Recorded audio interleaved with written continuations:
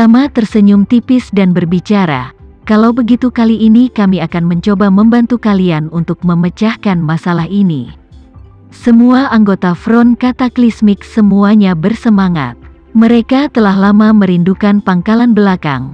Hanya saja karena sifat khusus mereka, banyak upaya mereka berakhir dengan kegagalan, dan sebagian besar negara dan wilayah, tidak peduli apa, tidak dapat menerima mereka untuk membangun pangkalan mereka di tanah air mereka. Oleh karena itu, meskipun mereka sudah memiliki puluhan ribu orang, mereka masih harus menyebarkan tentara mereka kemana-mana, dan jika mereka diusir di satu tempat, mereka harus segera pindah ke tempat berikutnya untuk menetap sementara.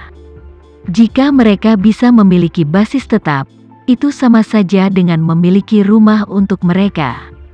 Tama berbicara saat ini, "Benar Yoshua, saya pikir Anda bisa pergi ke Teluk Aden besok dulu, untuk menentukan situasi pangkalan depan, tetapi juga dengan tim inti Anda untuk melakukan divisi khusus dari tim keseluruhan, seperti untuk pihak Suriah.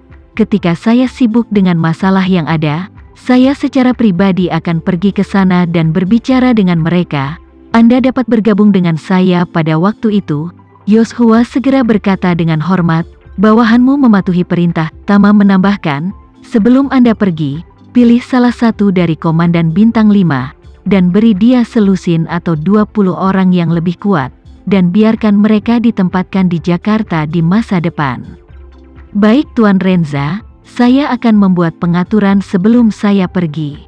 Saat ini, Tama menerima dokumen dari Melba. Dokumen tersebut mencantumkan semua informasi dan foto semua kapal Isu Shipping, selain kapal baru yang dipesan Isu Shipping, serta informasi kapal bekas diperoleh dari perusahaan lain. Tama menyerahkan telepon kepada Yoshua dan berbicara, "Lihatlah informasi spesifik dari kapal-kapal ini dan pilih satu yang cocok sebagai pangkalan laut." Setelah memeriksanya dengan cermat, dia berkata kepada Tama, "Tuan Renza, ada bulk carrier 30.000 ton yang menurut saya sangat cocok. Deknya rata dan cukup besar untuk parkir minimal 6 helikopter. Interiornya penuh dengan tempat kargo besar, dan relatif mudah diubah. Dengan sedikit modifikasi, setidaknya dapat memenuhi akomodasi beberapa ratus orang, dan dengan bobot 30.000 ton, juga dapat membawa persediaan bahan bakar dan amunisi dalam jumlah yang cukup. Untuk menghadapi bajak laut itu, ini lebih dari cukup." Tama tertawa, "Ini adalah yang terpanjang di tangan pengiriman Isu, muatan terkecil dari kapal kargo. Di atas telah menjadi standar 3 tahun setelah penghentian pembongkaran. Anda masih memilih kapal seperti itu, mencoba menyelamatkan saya uang?" Yoshua sibuk berkata, "Tuan Renza, menghemat uang hanya sebagian alasannya. Yang utama adalah kita sebenarnya tidak perlu menempati kapal kargo yang lebih besar dan lebih baik. 30.000 ton sebenarnya sedikit pemborosan untuk berurusan dengan bajak laut. Saya pikir jika kapalnya lebih kecil tidak masalah." Tama mengangguk dan berkata dengan serius, "Kapal ini tidak hanya untuk Anda gunakan sebagai pangkalan laut.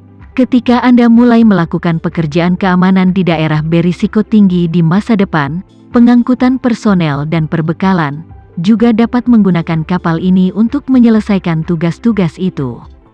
Dia lebih lanjut mengingatkan, "Anda harus mencoba untuk bersiap-siap pada saat itu, selain helikopter, dan kemudian dengan beberapa speedboat berkinerja tinggi, bajak laut menggunakan perahu yang tidak besar, tetapi cepat. Mobile Anda harus mengatur beberapa yang efektif strategi tanggapan." Yoshua Winarta dengan sungguh-sungguh berkata, "Tuan Renza yakinlah, maka kami akan mengembangkan mode operasi yang lengkap, kapal dagang pengawal bersenjata, pangkalan laut, pangkalan pantai, dan pangkalan belakang melalui cara terbaik untuk mengintegrasikan. Kalau begitu jangan biarkan kapal kargo yang dikawal oleh Front Bencana Alam menghadapi bahaya." Tama tertawa, "Saya benar-benar percaya pada kekuatan Front Kataklizmik. Pada saat itu saya berharap Anda akan bertemu bajak laut beberapa kali lagi dan bertarung dalam beberapa pertempuran pertahanan laut yang indah. Pada saat itu, bisnis akan terus datang ke depan pintu Anda." Cetak biru yang dilukis Tama untuk Front Kataklizmik membuat Yoshua sangat bersemangat. Dia tidak ragu-ragu dan segera membuat alokasi untuk bawahannya. Selain meninggalkan beberapa elitnya yang berbasis di kota dan di tangan Tama, dia sendiri berencana untuk memimpin yang lain kembali ke Timur Tengah segera. Berniat menggunakan koneksinya untuk mempersiapkan beberapa pangkalan depan di Teluk Aden terlebih dahulu. Pangkalan depan tidak memerlukan area yang luas dan investasi tinggi, secara umum dapat menampung beberapa lusin orang untuk beristirahat dan siaga sementara. Dan pada saat yang sama dapat menyimpan beberapa peralatan dan perlengkapan dan parkir helikopter dan speedboat. Ini benar-benar cukup. Skalanya, paling banter, adalah volume villa tepi laut, dan persyaratan untuk kondisinya tidak setinggi villa. Kecepatan persiapan dan konstruksi, jika Anda dapat menemukan rumah yang sudah jadi, segera dapat digunakan. Dan sekarang di pasar pengawalan bersenjata, sebagian besar bisnis terkonsentrasi di Teluk Aden. Banyak perusahaan keamanan luar negeri di Teluk Aden sedang membangun pangkalan maju dan transit mereka sendiri. Bahkan ada perusahaan khusus di perairan Teluk Aden yang menyediakan kapal transit, digunakan untuk membantu berbagai perusahaan keamanan berupa personel transit. Seluruh industri pengawalan bersenjata telah sangat matang. Dalam model ini, Cataclysmic Front akan bebas dari pekerjaan persiapan awal untuk memperluas pasar.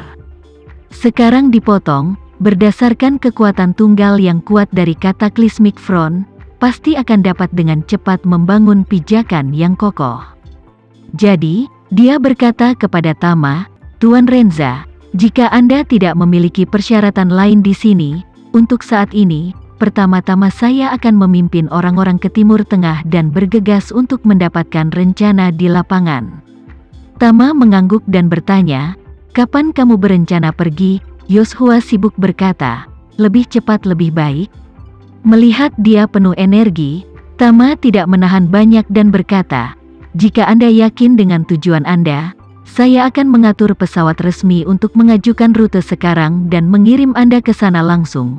Yoshua juga tahu bahwa waktu adalah uang, jadi dia tidak ragu-ragu untuk mengatakan, "Kalau begitu, terima kasih, Tuan Renza, atas bantuan Anda dalam membuat pengaturan. Bawahanmu berniat pergi ke Yaman dulu. Lagi pula Yaman memiliki garis pantai terpanjang di Teluk Aden dan paling cocok untuk mempersiapkan pangkalan di depan, dan saya juga memiliki beberapa koneksi lokal yang tersedia." "Bagus," Tama segera berkata, "kalau begitu aku akan meminta kru melamar rute untuk mengirimmu ke Yaman."